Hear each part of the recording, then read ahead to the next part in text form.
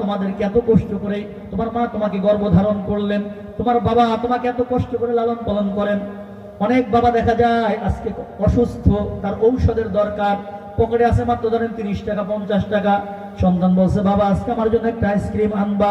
বাবা পকেটের মধ্যে হাত দিয়ে যখন ব্যথা অনুভব করে, মনে চায় একটা ব্যথার ঔষধ ক্রয় করে ব্যথার ঔষধটা খাই। আবার যখন সন্তানের কথা মনে পড়ে, সন্তান তো আইসক্রিমের কথা বলছে, অথবা চিপসের কথা বলছে, বিস্কুটের কথা বলছে, বাসায় যাওয়ার পরে সন্তান যখন আইসক্রিম চাবে, সন্তানকে যদি আইসক্রিম দিতে না পারি মনে ব্যথা লাগবে।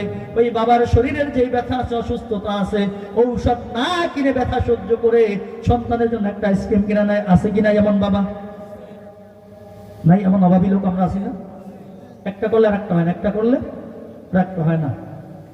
আসলে বাবা যারা হয়, যারা বাবা হয়, সন্তান তোমরা যারা আছে একটু মনে রাখো, যারা বাবা হয় তারা একটু কৃপণ হয়ে যায়, কিপ্ট হয়ে যায়। কি হয়ে যায়? যারা বাবা তারা একটু কিপ্ট হয়ে যায়। কেমনি কিপ্ট হয়? নিজের প্রয়োজনকার তারা প্রয়োজন মনে করে না, নিজের প্রয়োজনে একটা টাকা ব্যয় করতে চায় না। সন্তানের সুখ কোথায় আছে, সন্তান একটু শান্তি কিভাবে পাবে, ওই চেষ্টাই তারা থাকে, নিজের ব্যাপারে সে কৃপণ হয়ে যায়। ঈদের সময় দেখা যায় বাবা সবার জন্য মার্কেট করেছে, কিন্তু নিজের পুরান জামাটা পরিহিত করতেছে। আসেন না? মন আসেন না? 2-4 জন হাত জাগান দি। এবার পুরান জামা পরিহিত করছেন, সন্তানের নতুন জামা কিনে হাত জাগান না? আসেন না? নিজের মন চাইছে, মন চায় নাই যে নতুন জামা পরিহিত করি? কথা কয় না। মন চায় নাই আপনাদের? না মনই নাই? মন নাই আপনাদের নাকি মনই নাই? এখন মনে উঠে গেছে, দূর কত আর মন চাইবো, মন চাইলে কাজ হয় না, এই জন্য মনেই চায় না। বাবার মন চায় নতুন পোশাক পরিহিত করি, কিন্তু পকেটের দিকে যখন তাকায়, আমি পোশাকটা কিনলে পরিবার চলবে না। সন্তানের জন্য ভালো থেকে ভালো পোশাকের ব্যবস্থা করে। ও সন্তানেরা একটু বোঝো, এই যে বাবা এত কিছু করলো, এগুলি কেন করে? মায়েরা যারা আছে তাদের কিন্তু একটু রুচি কমে যায় সন্তান হয়ে গেলে। খেয়াল করছেন কখনো?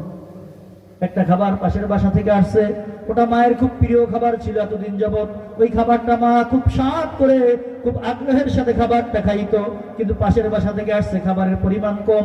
মায়ের প্রিয় খাবারটা মা যদি খায়, সন্তান খেতে পারবে না। মা বলে আমি খাবো না, আমার খাইতে মন চায় না, তুমি খাও। মার রুচি কমে গেছে না? মার রুচি কমাই ফেলাইছে। মার শত আগ্রহ থাকা সত্ত্বেও ওই মা খাবারটা গ্রহণ করে না। তুমি সন্তান, তোমাকে খাওয়ার ব্যবস্থা করতেছেন, মার রুচি আসলে কমে নাই, মা তোমার খাতিরে রুচি কমাই ফেলাইছেন। বাবার চাহিদা এখনো কমে নাই, বাবার মনের মধ্যে চাহিদা আছে, আশা আছে, কিন্তু বাবা পকেটের দিকে যখন তাকায়, নিজের আশা পূরণ করতে গেলে সন্তানের চাহিদা পূরণ করা যাবে না। এই জন্য বাবা নিজের চাহিদাকে কোরবানি করে তোমার চাহিদা পূরণ করতেছেন। ওই যে বাবা এটা করলো, কেন করলো জানো? তোমার প্রতি একটা ভালোবাসা, তোমার প্রতি একটা স্নেহ আমি রব্বুল আলামিন তোমার বাবা মার অন্তরে ঢেলে দিয়েছি। না হলে সন্তান যেই পরিমাণ বাবা মাকে জ্বালায়, দুনিয়ার যুক্তি তো বলে কোনো বাবা মা সন্তানকে জীবিত রাখার কথা না। কথা বুঝতেছেন আমারটা? যেই পরিমাণ একটা সন্তান লালন পালন করতে কষ্ট, কোনো বাবা মা সন্তানকে মনে হয় পালতো না, লাথি মেরে ঘর দিয়ে বাড়ি করে দিত, গলা টিপে মেরে ফেলাইতো। এমন অবস্থা না? দেখেন বর্তমান আরো বেশি বেহাল অবস্থা। এই যে পরেও বাবা এত কষ্ট করে, এত কষ্ট সহ্য করে সন্তান লালন পালন করতেছে কেন?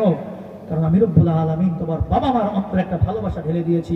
যেহেতু আমি রব্বুল আলামিন ভালোবাসা ঢেলে দিয়েছি, আনিশকুরুলি, সুতরাং সর্বপ্রথম আমি রবের কৃতজ্ঞতা আদায় করো।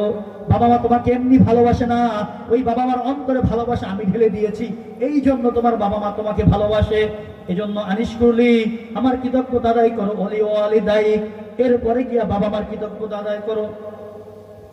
কারণ হলো তুমি এখন আল্লাহর কৃতজ্ঞতা আদায় করবা, বাবা মার কৃতজ্ঞতা আদায় করবা। তুমি যদি করো সেটা তোমার ব্যাপার, না করলেও তোমার ব্যাপার। বাকি এই কথা মনে রেখো, ইলাইয়াল মাসির, আমি রব্বুল আলামিনের কাছে তোমাকে প্রত্যাবর্তন করতে হবে, ফিরে আসতে হবে, আমার কাছে তোমাকে ফিরে আসতে হবে, তখন বুঝাবো। তুমি যদি আমার কথা মানো, বাবা মার কৃতজ্ঞতা আদায় করো, তাহলে পাবা উত্তম প্রতিদান। আর যদি না মানো, ঘাড় তারামি করো, বাবা মার সাথে উচ্চ বাক্যে কথা বলো, বেয়াদবি করো, তাহলেও মনে রেখো আমার কাছে আসতে হবে। যাবা কোথায়? কোথায় যেতে হবে বলেন? আল্লাহ বলতেছেন ইলাইয়াল মাসির। এখন বাবা মার কথা তো শুনতে বললেন,